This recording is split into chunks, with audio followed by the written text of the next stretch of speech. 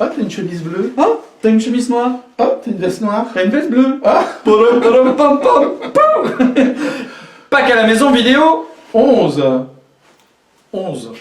Qu'est-ce qui t'a fait cette belle coupe? Magnifique. Quelqu'un de talentueux, j'en sais rien. Frères et sœurs, tout te décolle pas, ça va foirer. On continue ou on arrête? Allez, vas-y. Aujourd'hui, on voulait vous parler du chemin de votre vie. Votre vie est un chemin. Vous ne le saviez pas, et pourtant c'est vrai. Mais parfois ce chemin, on a l'impression que Jésus n'y est pas, alors que Il y est. mais oui. Tout à fait. Pourquoi, Pascal, est-ce que Jésus il y est? C'est ce que nous allons découvrir à travers cette vidéo. Exactement. Comment faisons-nous? Eh bien, nous allons d'abord vous faire découvrir le chemin de votre vie. 3, 2, 4, 1, 0. Quel beau chemin. Oh, mais ils ont bien travaillé, les curés. C'est le chemin de votre vie. Regardez comme il est plein de lumière. Exactement. Oui, mais on la voit pas toujours, hein, toute cette lumière. Et il y a un évangile qui pourrait peut-être nous aider à mieux comprendre les Mais choses. c'est lequel? Dis-moi, Père Pascal. Bah si, on reprenait un peu l'évangile que Julien a pris il y a quelques jours, Mais oui, hein.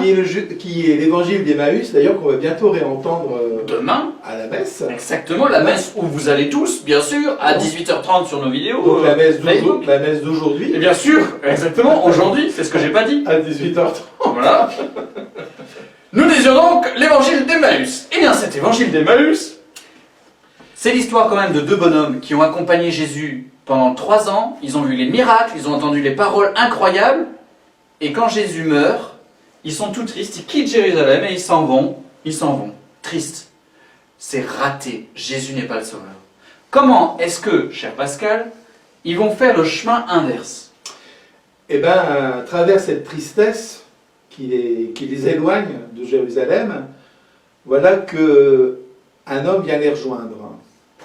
Cet homme, c'est pas n'importe qui, ils ne vont pas le reconnaître d'ailleurs tout de suite, c'est Jésus. Pourquoi ils ne reconnaissent pas que c'est Jésus? Bonne question. Parce que l'image qu'ils ont dans la tête, c'est Jésus sur la croix, c'est Jésus mis au tombeau. Qui est en décalage avec le Jésus glorieux et tout-puissant qui allait chasser les Romains et qui allait tout défoncer le péché. Pour eux, Jésus est mort. Point. Ça ressemble un peu à nos vies, parfois on se dit Jésus n'est pas dans ma vie. Exactement. J'ai pas de lumière dans ma vie et donc je m'en vais, je suis tout triste. Il y a plein de gens qui ont l'impression que Dieu n'est pas présent dans leur vie, qui disent mais qu'est-ce qu'il fait Dieu? Quelquefois ils vivent des moments douloureux, des moments difficiles, ils ont l'impression que Dieu est absent de leur vie. Par exemple, moi là je suis confiné avec Pascal, je n'en peux plus, Dieu est absent de ma vie. Et moi je me demande aussi ce que fait Dieu. Voilà. Voilà. Mais Julien, j'ai confiance en Dieu. Exactement. Je me dis qu'il va peut-être réussir à convertir Matthieu. On ne sait jamais. Voilà, tôt ou tard. Comment donc on fait, cher Pascal, ou comment Jésus s'y prend pour permettre aux 2 disciples de reprendre le bon chemin? Eh bien Jésus, il va d'abord... merci de couper ton portable. Jésus va d'abord essayer de les aider à relire l'Écriture. Voilà. Tous les textes qui parlent qui font allusion à lui pour en finir. Et donc il va leur faire comprendre que ce Jésus qui est mort, c'était bien le Messie. Ça c'est la première chose.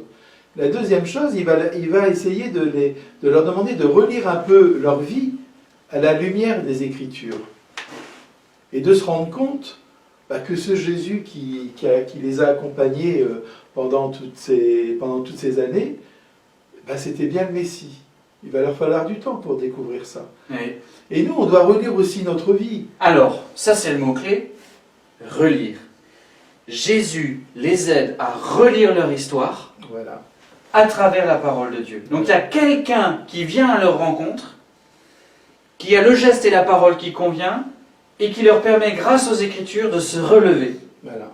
Et qu'est-ce que ça nous dit pour notre vie à nous? Ça veut dire pour notre vie que Dieu chemine aussi avec nous sur notre route, mais que souvent on ne s'en rend pas compte. Voilà.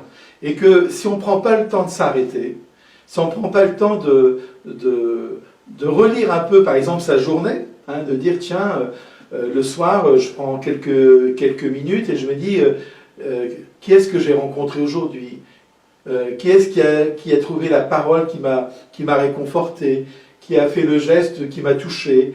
Voilà. Et de relire sa vie, on s'aperçoit que sur le chemin de notre vie, pour en finir, il y a eu plein de petites lumières qui ont fait que ma journée, pour en finir, ben, elle n'était pas forcément extraordinaire, mais Il était là. voilà, il était présent. Et je me dis que quand on prend le temps de relire sa journée, de relire sa vie, c'est là qu'on prend conscience que Dieu est présent à travers des gens qu'il met sur notre route. J'espère que vous retenez ça parce que ça fait 3 jours que le Père Pascal me parle de cette vidéo et de son idée de chemin et de gens, parce que ça lui tient fort fort à cœur. Hein, Pascal, ça te tient à cœur. Exactement. Parce que tu l'as expérimenté dans ta vie. Oui, et puis parce que je vois l'effet que ça fait quand les gens l'expérimentent dans leur vie. C'est-à-dire que quand vous prenez le temps de relire votre vie et de vous apercevoir qu'il y a eu des personnes qui ont été lumière dans votre vie, vous ne pouvez plus dire que vous êtes tout seul. Et là, vous prenez conscience qu'il chemine avec nous, qu'il est avec nous, qu'il ne nous lâche jamais. Et parfois, dans les pires épreuves, dans les pires moments de notre vie, il y a eu quelqu'un qui a trouvé le mot, le geste, qui a fait qu'on a pu rebondir. Voilà. Et donc, frères et sœurs, on va encore plus loin que la vidéo d'hier sur la gratitude. Reconnaître, ressentir, remercier, c'est qu'on reconnaît que derrière tous ces bienfaits, toutes ces bontés, c'est pas seulement Dieu, c'est Jésus lui-même qui vient, lumière dans notre vie, nous faire avancer jusqu'à lui. C'est lui qui se met en route, qui nous met en route et qui transforme notre vie en chemin de lumière. Et il y a un deuxième tableau ici, là. Qu'est-ce que c'est ce tableau, Père Pascal? Alors c'est les noces de Cana. Les noces de Cana. Il y a plein de gens. C'est un peu loin, frères et sœurs. Là, en fait, vous ne voyez peut-être pas bien, mais Jésus est dedans. C'est pas chercher Charlie, c'est chercher Jésus. Et il est en plein centre. Et il est au milieu de notre vie, un peu perdu, avec la Vierge Marie jusqu'à côté, mais il est là, il est le centre, il est le cœur. Et c'est un peu la même chose avec nous. Jésus, il est au centre de nos vies, mais on ne le voit pas souvent, on ne s'en rend pas compte. Et vous voyez, ce chemin, eh bien, dans l'évangile d'Emmaüs, mène à une auberge où Jésus va rompre le pain. Et au moment où il va rompre le pain, il va disparaître à leurs yeux, et ils vont se dire, mais notre cœur n'était-il pas tout brûlant pendant qu'il nous parlait sur la route? Voilà, notre cœur n'était-il pas tout brûlant? Vous voyez, quand on se retrouve à la messe, ben on offre tout ça au Seigneur. On offre tous ces moments où notre cœur a brûlé par une parole qui nous a touchés, par un geste qui nous a touchés. Et on peut l'offrir au Seigneur parce qu'on dit, pour en finir, c'était bien toi qui étais là avec moi. Voilà, frères et sœurs, on vous invite à rendre grâce, à remercier, à réfléchir, à goûter et à remercier de vos chemins de lumière, des petites lumières et des grandes, des personnes que vous avez rencontrées. Et tout à l'heure dans la messe, eh bien d'offrir ça à Jésus. Et si on terminait en priant? Excellent, curé, je te suis. Au nom du Père, du Fils et du Saint-Esprit. Amen. Seigneur, nous te rendons grâce de venir dans notre vie. C'est ton tour. À travers toutes les rencontres que nous pouvons faire. Merci Seigneur pour le téléphone de Pascal qui est en train de sonner et que tu vas éteindre. Nous te remercions Seigneur parce que dans la vie, il y a des gens qui rentrent en contact avec nous et qui sont là au bon moment. Nous voulons te dire que nous croyons en toi Seigneur de tout notre cœur. Et c'est sûrement le Seigneur qui veut me faire signe à travers cet appel téléphonique pour me dire Pascal, il est temps que tu termines la vidéo. Au nom du Père, du Fils, du Saint-Esprit. Amen. Seigneur, bénis nos frères et sœurs et bénis le Père Pascal. Au revoir.